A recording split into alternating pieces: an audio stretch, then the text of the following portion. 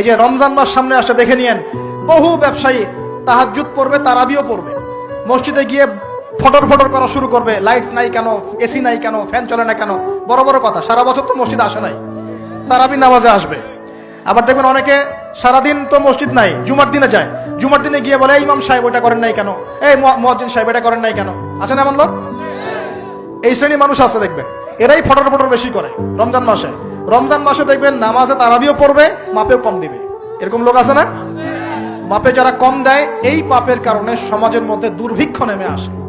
আমাদের অর্থনৈতিক অবস্থা এমন জায়গায় দাঁড়িয়ে আছে না, দুর্ভিক্ষ যদি চলে আসে অবাক হওয়ার কিছু নাই।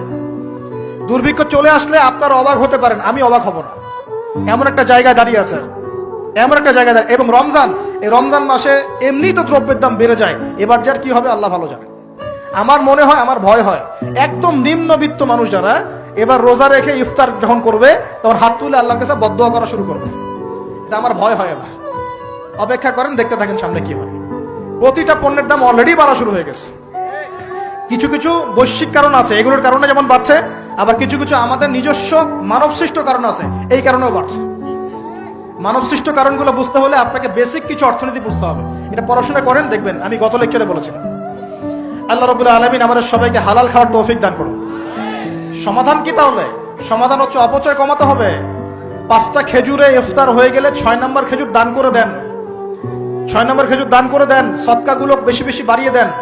এই যে মানুষগুলো খেতে পারবে না, ওদের ঘরে ঘরে গিয়ে ইফতারগুলো পৌঁছে দেন, মাসের বাজার করে দেন।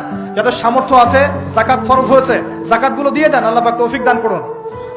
দুর্নীতি বন্ধ করেন, কালো টাকা বন্ধ করেন। কত টাকা পাচার হয়ে গেল বিদেশে, সেগুলো কে ফিরিয়ে নিয়ে আসবে? এই দায়িত্ব কার? মনে রাখবেন, একটা পাপের হিসেব না দিয়ে কাল কিয়ামতের মাঠে কোনো দায়িত্বশীল পার পাবে না ইনশাআল্লাহ। কোনো দায়িত্বশীল না। এই যে আমি লেকচার দিচ্ছি না, আল্লাহ পাক আমাকেও দাঁড় করাবেন, দাঁড় করায় বলবেন, তোমাকে আমি দিনের যে জ্ঞান দিয়েছিলাম সেই জ্ঞানের হক তুমি আদায় করেছো কিনা হিসেব দেওয়া। এই যে বড় বড় মুফাসসিরে কোরআন, মুফতি, মুহাদ্দিস বসাচ্ছেন, পাংখা দিয়ে বাতাস করছেন, হ্যাঁ, চা খাওয়াচ্ছেন, কফি খাওয়াচ্ছেন, এক একজনকে আল্লাহ পাক দাঁড় করাবেন, বলবেন কোরআন সুন্নাহর যে আমানত দিয়েছিলাম সে আমানতের সাথে কতটুকু তুমি হক আদায় করেছো হিসেব না দিয়ে পার পাবে না তুমি। ফাইজলামি মনে করেছেন নাকি দিনকে? ঠিক একই ভাবে সমাজের, রাষ্ট্রের দায়িত্ব আল্লাহ পাক যাদেরকে দিয়েছেন, এক একজন ব্যক্তিকে আল্লাহ পাক দাঁড় করাবেন। দাঁড় করে জিজ্ঞাসা করবেন, কোন কোন জনগণের কোন কোন হক তুমি নষ্ট করেছো, কার কার হক দিয়েছো, কার কার দাও নাই, সবার সামনে হিসাব দাও, তারপর জান্নাতে যেতে পারবে। এত সহজ না।